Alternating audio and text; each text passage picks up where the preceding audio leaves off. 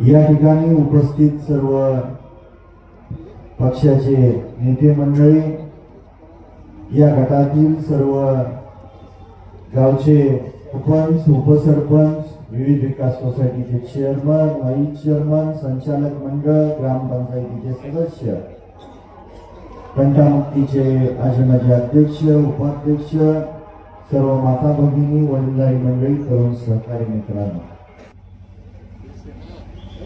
मागच्या 5 वर्षाच्या काळात गायबाच्या बागा उद्ध्वस्त झाल्या आणि बागाच्या बागा उद्ध्वस्त झाल्यानंतर सुद्धा सन्माननीय माजी लोकप्रतिनिधींनी त्या विधानसभेच्या अधिवेशनामध्ये या तालुक्यातल्या कष्टकरी शेतकरी वर्गासाठी एकदम उठून सरकारकडे अनुदानासाठी मागणी केली नाही, याच्या इतकं दुसरं दुर्दैव असू शकत नाही. याच तालुक्यातला एक शेतकऱ्याचं पोरग वडिलांची छत्रछाया लहान वयात हरवल्यानंतर परिस्थितीनुसार हॉटेलमध्ये वेटरचं काम केलं. परिस्थितीनुसार पडेल ते काम करून डाळिंब व्यवसायामध्ये यशस्वी झालं आणि कालांतराने प्लॉटिंगच्या व्यवसायामध्ये आसपासच्या तालुक्यामध्ये एक यशस्वी उद्योजक म्हणून नावारूपाला आलं आणि त्या युवा सहकार्याला कोल्हापूर जिल्हा परिषद गटातल्या सर्व गावातल्या शेतकरी कामगार पक्षाच्या कार्यकर्त्यांनी जिल्हा परिषदेच्या उमेदवारीला पाठिंबा दिला आणि शेतकरी कामगार पक्षाने तो कोल्हापूर गटाचा उमेदवार म्हणून जाहीर केला आणि त्याच आपल्या सहकार्याला सन्माननीय बापूंनी एकेरी भाषेत उल्लेख करून किरणे असं संबोधलं गेलं आणि तुरुंगात टाकण्याची भाषा केली गेली. या तालुक्यातल्या गोरगरीब शेतकऱ्याच्या पोरांनी यशस्वी होणं चुकीचं आहे का? तो अहमान किरण पांढरेचा नसून माझ्यासारख्याला वाटतं की बापूंनी या तालुक्यातल्या तळागाळातल्या वाडी वस्तीवरच्या शेतकऱ्यांच्या पोरांनी यशस्वी होऊ नये म्हणून त्या शेतकऱ्याच्या पोराचा केलेला आयोगान बापू 9 तारखेला तालुका तुम्हाला त्याचं फळ दाखवल्याशिवाय राहणार नाही असं मला वाटतं. आज सकाळपासून घ्या तुम्हाला वाटेल तुमचं नाव घेतलं नाही, पण सकाळपासून तात्या तुमच्याकडे तुम्ही सांगितली कसली तर ती पाहिजे म्हणून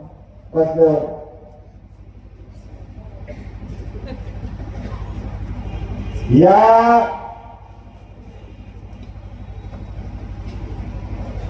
गटाचे समोरचे उमेदवार त्यांचे बालपणाचे मित्र आणि त्यांचं झालेलं संभाषण आपल्या सगळ्यांच्या मोबाईलवरती आलेलं आहे. त्याच्या अगोदरची एक गोष्ट सांगतो. 2022 सालामध्ये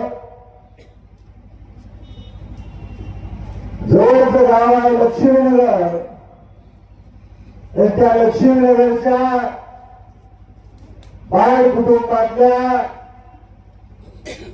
लोणारी समाजाच्या शेतकऱ्याच्या कुटुंबातल्या एका व्यक्तीने सन्माननीय तत्कालीन लोकप्रतिनिधीला संध्याकाळच्या वेळेस फोन केला आणि सांगितलं, बापू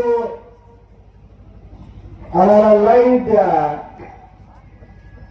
बापूंनी काय बोललं गेलं या ठिकाणी माता भगिनी बोलणं उचित नाही आणि आपल्याला कुणाला टीका करायची गरज नाही, पण वास्तव आपल्या समोर आलं पाहिजे. म्हणून हे सांगणं खूप गरजेचं आहे. आणि बापूंनी जी काय संभाषण त्या लोणारी समाजाच्या शेतकऱ्याच्या कुटुंबातल्या व्यक्तीशी केलं, हे कुणी खपवून घेतलं नसतं. एवढा अवमान एका शेतकऱ्याचा बापूंनी केला. आणि तीच परिस्थिती, तीच दादागिरीची भाषा आज लोटेवाडीच्या सर्वांच्या उमेदवाराकडून होत होती. ती मोबाईलवरती आलेली आहे. चौकात कापडे काढून तुझी चमडी शिवाय ठेवणार नाही. अजून इलेक्शन व्हायचं आहे, मतदान व्हायचं आहे, मतदानानंतरचा निकाल यायचा आहे.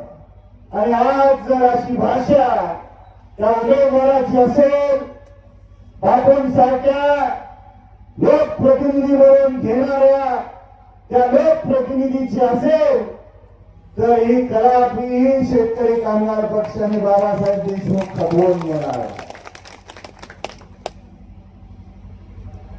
या तालुक्यामध्ये स्वर्गीय आबासाहेबांनी 50-60 वर्ष राजकारण करत असताना आणि 97 सालापासून सन्माननीय दीपकरावांनी आबासाहेबांना साथ दिली. आणि या कार्यकाळामध्ये 11 वेळा तुमच्या 3-3, 4-4 पिढ्यांच्या आशीर्वादाने आबासाहेब विधानसभेमध्ये गेले. 2 वेळा कॅबिनेट मंत्रीपद होते. पण आबासाहेबांनी कदापि या तालुक्यातल्या गोरगरीब जनतेवरती अन्याय होऊ दिला नाही. कदापि दादागिरीची, दडपशाहीची विचार सुद्धा या तालुक्यामध्ये डोक्यावर करू दिला नाही. आज तुमच्या पक्षांचं सरकार आहे आणि तुम्ही आमच्यासारख्या शेतकरी कामगार पक्षाच्या गरीब कार्यकर्त्याला जर तुरुंगात टाकायची भाषा करत असाल, गरीब कार्यकर्त्याला सरकार बनवण्याची भाषा जर करत असाल, तर बाबासाहेब देशमुख जिवंत असेपर्यंत ही दडपशाही कदापि या तालुक्यामध्ये डोकं वर काढून देणार नाही, हा माझा तुम्हाला विश्वास देतो. आता बसवर अजून एक क्लिप आली. जिल्हा परिषदेचे समोरचे पॅनलचे उमेदवारांचे लहान भाऊ, काय मला वाटते महूद असा गट आहे वकील साहेब. राहिलेल्या 2-3 दिवसात अजून काय काय तुम्ही बाहेर काढताय लोटेवाडीकर. त्या लहान भावाची भाषा अशी आहे, अशा सभेतून दादागिरीची भाषा आहे. माझ्या कार्यकर्त्याला जर कोण त्रास दिला तर घरात घुसवून मारेल. ही भाषा या दोन्ही भावाची जर अशी असेल तर बाबांनो, हा तालुका शिवशाहू फुले आंबेडकरांच्या विचाराचा आहे, पुरोगामी विचाराचा आहे. स्वर्गीय आबासाहेबांनी 50-60 वर्ष या तालुक्यामध्ये शांतता आणण्यासाठी अहोरात्र कष्ट घेतलंय. तालुक्याच्या काय केलं पाहिजे? आज जर घरात घुसून मारण्याची कोण जर भाषा करत असेल तर या महूत गटातल्या सर्व मतदार बंधू भगिनींना माझी विनंती आहे, बाबांनो, अजून वेळ गेली नाही, गांभीर्याने घेण्यासारखा हा विषय आहे. नोव्हेंबर 2024 साली विधानसभेचे 3ऱ्या आठवड्यात इलेक्शन होतं आणि पहिल्या आठवड्यात यांनी दरकाळ्या फोडल्या की 4.5 कोटीचा निधी आणला, विकास कामं झाली. दुसऱ्या आठवड्यात तो आकडा वाढून 5,000 कोटीवर गेला. 20 तारखेला मतदान होतं. 13-14 तारखेपासून यांनी सांगायला चालू केलं 6,000 कोटीचा विकास निधी आणला गेला. आम्हाला 23 तारखेला पराभव झाला.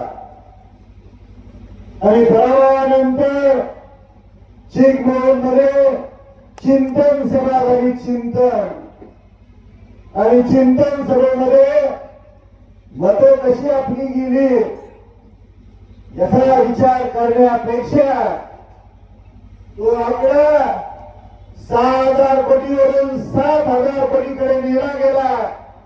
आणि समोरच्या उमेदवारांनी सांगितलं बाबासाहेबांच्या चष्म्याच्या काचा बदला. त्या चष्म्याच्या काचामधून बाबासाहेबांना झालेला विकास दिसत नाही. या ठिकाणी त्यांच्याच गावचे सन्माननीय सुभाष भोसले जरा बाहेर बसून ऐकते. मला सांगितलं मी इथंच आहे, काळजी करू नका. 4,500 कोटी ते 7,000 कोटी एवढी संख्या पैशाच्या रूपात तुम्ही या तालुक्याला आणली. त्या सुभाष भोसलेला तुम्ही आमदार असताना टँकरने त्या चिकमोहजातल्या गोरगरीब जनतेला पिण्याच्या पाण्याची सोय का करावी लागली. आज इतकीचे इथे आमचे सहकार्य, इतकीला प्यायला पाणी नाही. मगाशी बाळदादांनी सांगितलं चिकमोहजात एक आता रस्ता टाकून दिला. बाबांनो, आज रस्ते, डीपी, तारा, डाम टाकण्याची परिस्थिती का आली. जर एवढा तुम्ही विकास केला असता तर आज माझ्या वाट्याला या मागण्या आल्या नसत्या. मग पैसा गेला कुठं? तर मला वकील साहेबांनी महिमामध्ये एक गोष्ट सांगितली ती मौनात सांगायला विसरले. मौनात फक्त चिकमोहजातलं सांगितलं, महिमामध्ये सांगितलं. काय पुणे मुंबईला काय म्हणलं?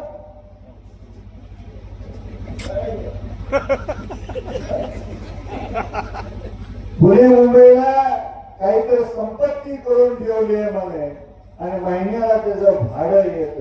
बाबांनो, या ठिकाणी ज्या ज्या गावात तुमच्या गटातल्या दाम टाकलेले डीपी तू म्हणत असतील तर बिनधास्त घ्या. 7 तारखेला सकाळी 7:30 वाजता मतदान सुरू होणार आहे आणि 7 तारखेच्या सकाळच्या 7 वाजेच्या आत जर पडलेलं डाम उभं झालं आणि त्या डामाला जर तारा ओढल्या तर 8 तारखेपासून बाबासाहेब देशमुख राजकारण सोडून राजकारण.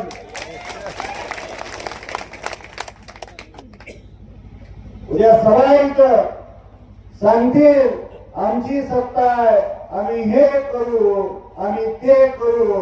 उद्या त्याला मला असं समजलं,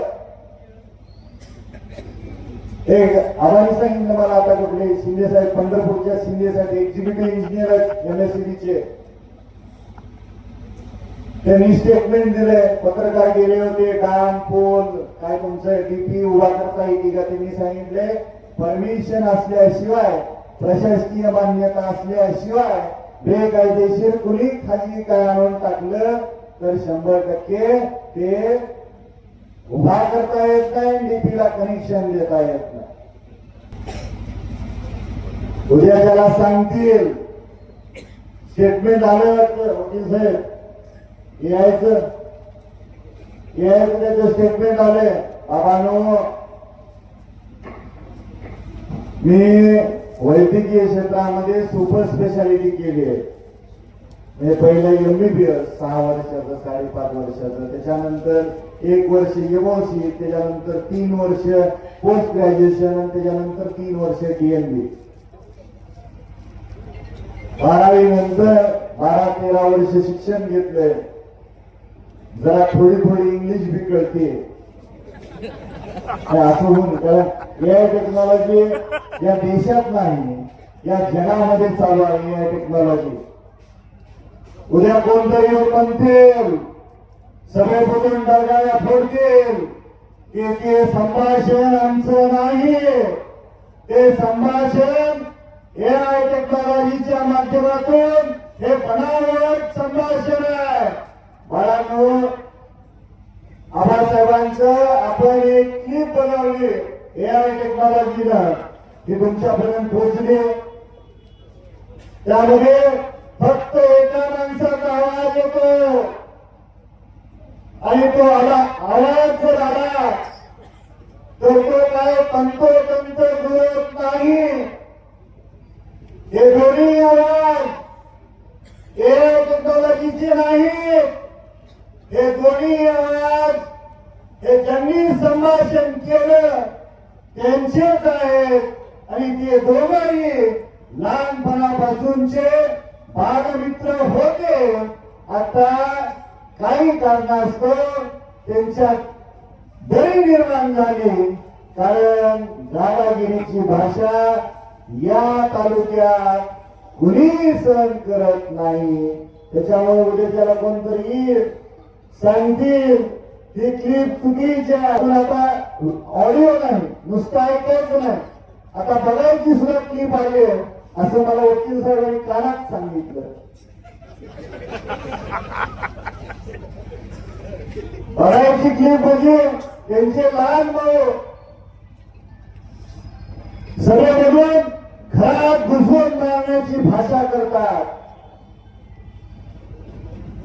बाबांनो, लवकर सावध व्हा. या तालुक्याला आणि तुमच्यासारख्या कार्यकर्त्यांना स्वर्गीय आबासाहेबांनी तर हाताच्या फोडासारखं जपलेलं आहे. आज जर आपण अशी संधी सोडली तर भविष्यात तुम्हाला इथं चौकात बसून हसताना बागडताना तुम्हाला कुणी लोक दिसणार नाही. सत्ताधाऱ्यांचे शासन आहे म्हणून जर ते दडपशाही करत असतील, दादागिरी करत असतील तर या दडपशाहीला दादागिरीला वेळ संपवण्याची गरज आहे. आणि म्हणून येणाऱ्या 7 तारखेला प्रत्येक मतदान केंद्रावरती असे डमी बॅलेट आहे. मतदान केंद्रावरती असं बॅलेटचं मशीन असणार आहे. वरच्या रखान्यामध्ये जिल्हा परिषद उमेदवारांची नाव आहे आणि 4 नंबरला सामान्य बाळासाहेब महादेव ढाळेंचं नाव आहे. या गणामध्ये बहुत पंचायत समिती गणामध्ये 3 नंबरला मनीषा हरिदास विडगेंचं नाव आहे आणि चिकमौत गणामध्ये राकेश राजेंद्र कदम यांचं 3 नंबरला नाव आहे. या तिघांच्या नावासमोरचं चिन्ह आहे नारळ. नारळासमोरचं बटन दाबून आपण मतदान रूपी आशीर्वाद द्यावा आणि मतदान रूपी आशीर्वाद द्यावा एवढी विनंती करतो. आपण मोठ्या संख्येनं मायका देवीची यात्रा असताना सुद्धा या ठिकाणी उपस्थित राहिला त्याबद्दल तुम्हा सर्वांचं अंतःकरणपूर्वक आभार मानतो.